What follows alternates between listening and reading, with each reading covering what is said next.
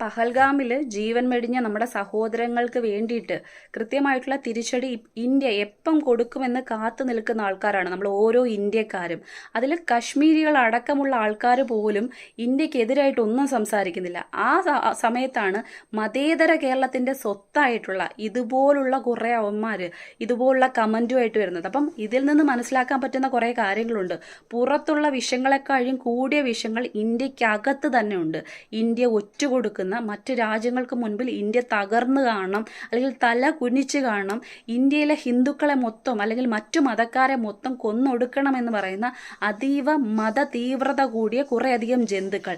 ഇവൻ ഇനി മേലിൽ ഇന്ത്യയിൽ കാൽ പോലും കുത്താത്ത വിധത്തിൽ, ഇന്ത്യയെക്കുറിച്ചൊരു വാക്ക് പോലും പറയാത്ത വിധത്തിൽ ഇവനാണ് ആദ്യം തിരിച്ചടി കൊടുക്കേണ്ടത്. അതിനുശേഷമാണ് ഈ പറയുന്ന പാക് തീവ്രവാദികൾക്കെതിരെ ശക്തമായിട്ടുള്ള പ്രതികരണം കൊടുക്കേണ്ടത്.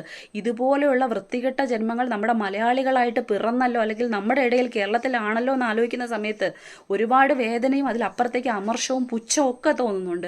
ഇനി നമുക്കൊരിക്കലും ഈ പറയുന്ന മുസ്ലിങ്ങൾ മാത്രമാണ് ഇത്തരത്തിലുള്ള കാര്യങ്ങൾ ചെയ്യുന്നതെന്ന് പറയാൻ പറ്റത്തില്ല. കാരണം ഇവനൊരു മുസ്ലിം ആയതുകൊണ്ട് ഒരുപാട് പേര് കമന്റ് ഇടുന്നത് കണ്ടു, മൊത്തം മുസ്ലിങ്ങളെയും കൊണ്ട്. പക്ഷെ മനസ്സിലാക്കേണ്ട കാര്യങ്ങളുണ്ട്.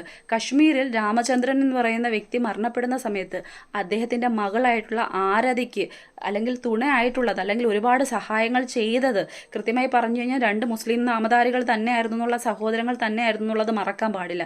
അതിലപ്പുറത്തേക്ക് അവിടെ ഉണ്ടായിരുന്ന കുതിരസവാരിയുമായി ബന്ധപ്പെട്ട് വന്നിട്ടുണ്ടായിരുന്ന ഒരു വ്യക്തി ആദിൽ ഹുസൈൻ, അദ്ദേഹം ഒരു മുസ്ലിം നാമധാരി തന്നെയാണ്. അദ്ദേഹം മറ്റുള്ളവർക്ക് വേണ്ടിയിട്ട് കൃത്യമായിട്ട് പറഞ്ഞു കഴിഞ്ഞാൽ നമുക്ക് വേണ്ടിയിട്ട് അദ്ദേഹത്തിൻ്റെ ജീവൻ വെടിഞ്ഞതാണ്. അപ്പം എല്ലാ ആൾക്കാരും ഇത്തരത്തിൽപ്പെട്ട ആൾക്കാരല്ല. അതിനോടൊപ്പം ശ്രദ്ധിക്കേണ്ട കാര്യങ്ങൾ എന്ന് പറയുന്നത് എല്ലാ മതത്തിലും മത തീവ്രത കൂടിയ കുറേ ആൾക്കാരുണ്ട്. ഇവരാണ് കലാപകാരികൾ, ഇവരാണ് ഭീകരവാദികൾ. കാരണം നമ്മുടെ ഇന്ത്യ ഒറ്റുകൊടുക്കുന്ന ആൾക്കാരുടെ ലിസ്റ്റ് എടുത്തു കഴിഞ്ഞാൽ അതിൽ ഹിന്ദുക്കളെയും കാണാൻ കഴിയുന്നുണ്ട്. അപ്പോൾ സ്വാഭാവികമായിട്ടും ഇതുപോലുള്ള ജന്തുക്കളെ ആദ്യം ഇന്ത്യയിൽ നിന്ന് ആട്ടി പുറത്താക്കണം.